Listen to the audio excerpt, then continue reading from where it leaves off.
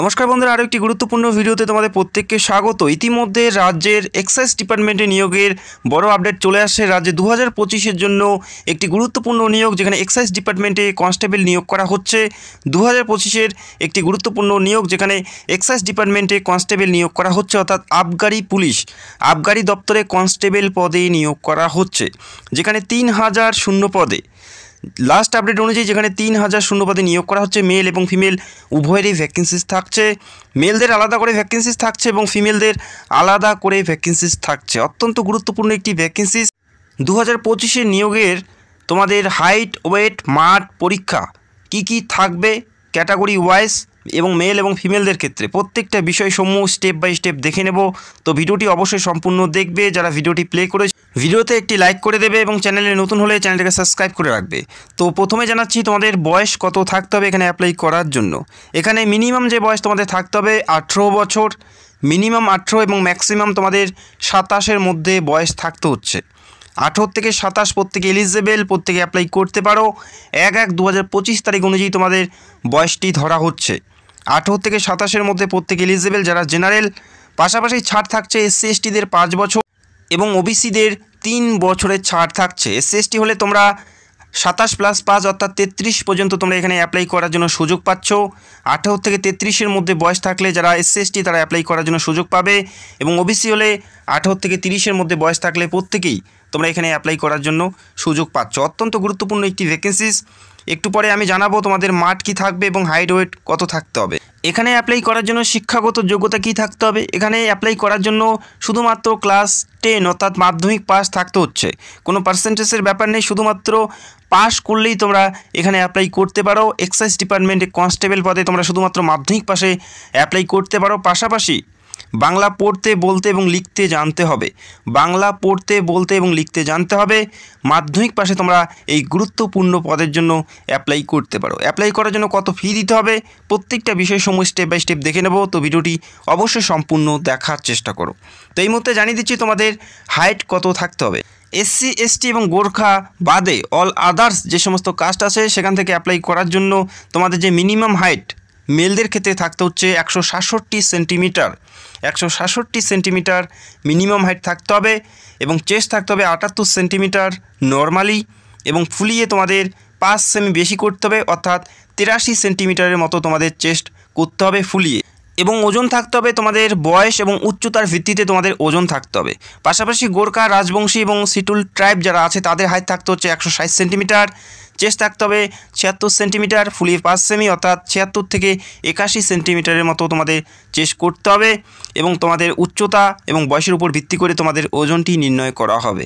এবং ফিমেল প্রার্থীদের ক্ষেত্রে যারা জেনারেল তাদের 160 সেন্টিমিটার মিনিমাম হাইট থাকতে হচ্ছে, এবং যারা গোর্খা, গাড়োয়ালিস, রাজবংশী এবং সিটুল ট্রাইব আছে তাদের ক্ষেত্রে 152 সেন্টিমিটার মিনিমাম হাইট থাকতে হচ্ছে।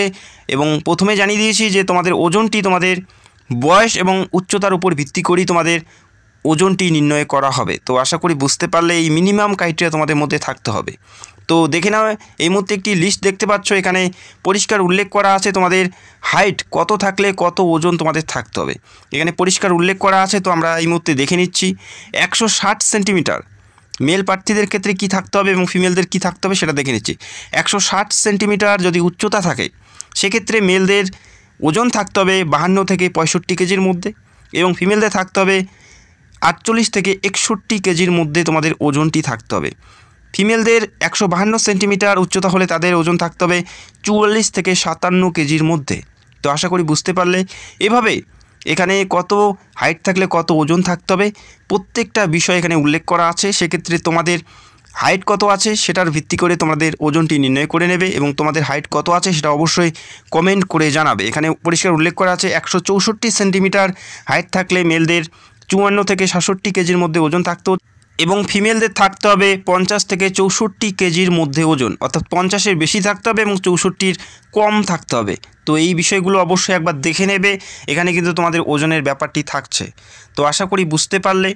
এরপরে তোমাদের জানিয়ে দিচ্ছি তোমাদের মাঠ কী থাকবে, অর্থাৎ রানিং কী থাকছে। ফিজিক্যাল এফিসিয়েন্সি টেস্ট অর্থাৎ পিইটি।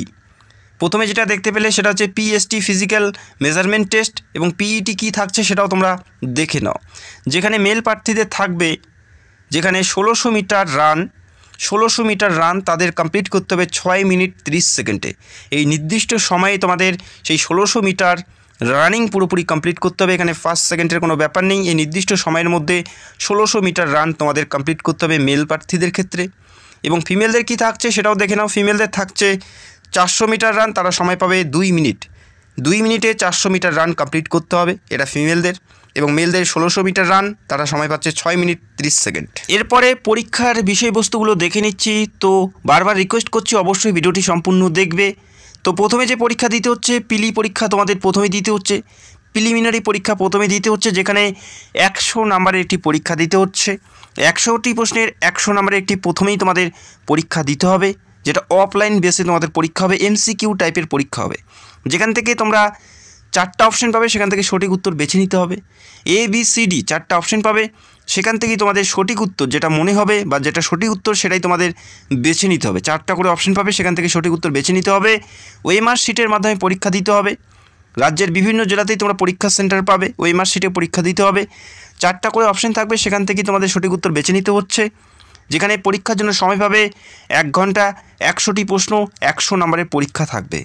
তো আশা করি বুঝতে পারলে। পরীক্ষার প্রশ্নপত্র সেট করা হবে বেঙ্গলি, নেপালি এবং ইংলিশ ভাষায়।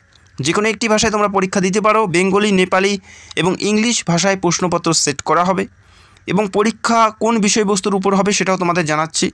বেঙ্গলি, ইংলিশ এবং নেপালি ভাষায় প্রশ্নপত্র সেট করা হবে, যেখানে থাকছে টেস্ট অফ ল্যাঙ্গুয়েজ বেঙ্গলি অথবা নেপালি। টেস্ট অফ ল্যাঙ্গুয়েজে থাকছে 50 নাম্বার। তারপরে থাকছে জেনারেল অ্যাওয়ারনেস এবং রিজনিং, যেখানে থাকছে 50 নাম্বার।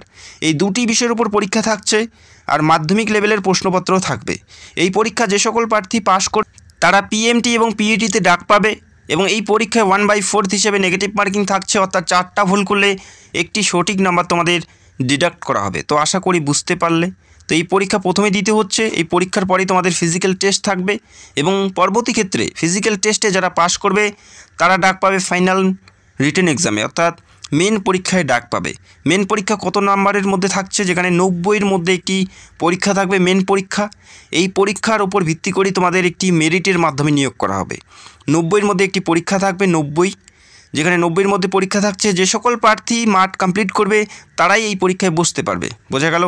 1 ঘন্টা 30 মিনিট পরীক্ষার জন্য সময় পাবে, 1.5 ঘন্টা পরীক্ষার জন্য সময় পাচ্ছ। সেম এমসিকিউ টাইপের পরীক্ষা হবে, 4টা করে অপশন পাবে, সেখান থেকে তোমাদের সঠিক উত্তর বেছে নিতে হবে। বেঙ্গলি, নেপালি এবং বাংলা ভাষায় প্রশ্নপত্র থাকবে, 1/4 হিসেবে নেগেটিভ মার্কিং থাকছে। এবং এই পরীক্ষায় যে বিষয়বস্তুগুলো থাকছে দেখে নাও। জেনারেল অ্যাওয়ারনেস এবং জেনারেল নলেজ 30 নম্বর, ইংলিশ থেকে 30 নম্বর, এলিমেন্টারি ম্যাথামেটিক্স থেকে 20 নম্বর এবং রিজনিং থেকে 10 নম্বর। এই 90-এর মধ্যে পরীক্ষা হচ্ছে। তো এই পরীক্ষার পরে এই পরীক্ষা যে সকল প্রার্থী সফলভাবে পাশ করবে তারা ইন্টারভিউর জন্য ডাক পাবে, যেখানে 10 নাম্বার কিন্তু ইন্টারভিউ থাকছে। এবং সর্বশেষ রিটেন 90 এবং 10, এই 100-র মধ্যে ভিত্তিতে যাদের নাম্বার সর্বোচ্চ থাকবে তারাই কিন্তু এখানে সিলেক্টেড হবে। সেক্ষেত্রে এই পরীক্ষা খুবই ইম্পর্টেন্ট। যথেষ্ট ভালো প্রিপারেশন নিয়ে তোমাদের পরীক্ষায় বসতে হবে এবং এখন থেকেই তোমাদের প্রিপারেশন নিতে হবে, কেননা কম্পিটিশন লেভেল অনেকটাই হাই থাকবে। প্রচুর প্রার্থী এখানে অ্যাপ্লাই করবে এবং প্রচুর প্রার্থী এখানে পরীক্ষায় বসবে। সেক্ষেত্রে যথেষ্ট ভালো প্রিপারেশন না নিলে তোমরা এই পরীক্ষা পাস করতে পারবে না।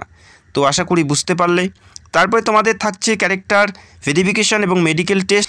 মেডিকেল টেস্টে তোমাদের চোখ কান চেক করা হবে। তো আমি একটি ডেডিকেটেড ভিডিও করে তোমাদের জানিয়ে দেবো যে মেডিকেলে অ্যাকচুয়াল কী চেক করা হয়, কিভাবে চেক করা হয়, কারা কারা কোয়ালিফাই করতে পারে বা কারা কারা ডিসকোয়ালিফাই হয়ে যায়, সেই বিষয় নিয়ে আমি অবশ্যই ভিডিও করে তোমাদের জানাবো। এবং অ্যাপ্লাই করার জন্য যে অ্যাপ্লিকেশন ফি দিতে হচ্ছে সবার জন্য 220 টাকা। যারা জেনারেল প্রার্থী 220 টাকা অ্যাপ্লিকেশন ফি দিতে হচ্ছে। পাশাপাশি যারা শিডিউল কাস্ট এবং শিডিউল ট্রাইব তাদের ক্ষেত্রে 20 টাকা শুধুমাত্র অ্যাপ্লিকেশন ফি এখানে নেওয়া হচ্ছে। যারা জেনারেল এবং ওবিসি প্রার্থী তারা 220 টাকা, তাদের জন্য 220 টাকা অ্যাপ্লিকেশন ফি দিতে হবে। ক্রেডিট কার্ড, ডেবিট কার্ড অথবা নেট ব্যাঙ্কিংয়ের মাধ্যমে এই অ্যাপ্লিকেশন ফি জমা করতে হবে। অত্যন্ত গুরুত্বপূর্ণ একটি নিয়োগ। আর কিছুদিনের মধ্যে এই নিয়োগের বিজ্ঞপ্তি তোমরা দেখতে পারবে। ওয়েস্ট বেঙ্গলে এক্সাইজ ডিপার্টমেন্টে কনস্টেবল নিয়োগ করা হচ্ছে দীর্ঘ কয়েক বছর পর। আশা করি প্রত্যেকের হাতে সুবর্ণ সুযোগ আছে। পরীক্ষার পুরো সিলেবাস নিয়ে খুব তাড়াতাড়ি ভিডিও করার চেষ্টা করব এবং যখনই অ্যাপ্লাইটি স্টার্ট হবে সবার আগে আমি তোমাদের অ্যাপ্লিকেশন প্রসেস দেখিয়ে দেবো, যাতে তোমরা নিজেরাই ভালো করে অ্যাপ্লাই করতে পারো। তো তো আশা করি বুঝতে পারলে। যদি তোমাদের কোনো প্রশ্ন থাকে সেক্ষেত্রে কমেন্ট করতে পারো। পশ্চিমবঙ্গ তথা সারা ভারতের সমস্ত চাকরির আপডেট পেতে অবশ্যই আমাদের চ্যানেলটাকে সাবস্ক্রাইব করে রাখতে পারো। তো ভিডিওটি দেখার জন্য অসংখ্য ধন্যবাদ। Thank you so much.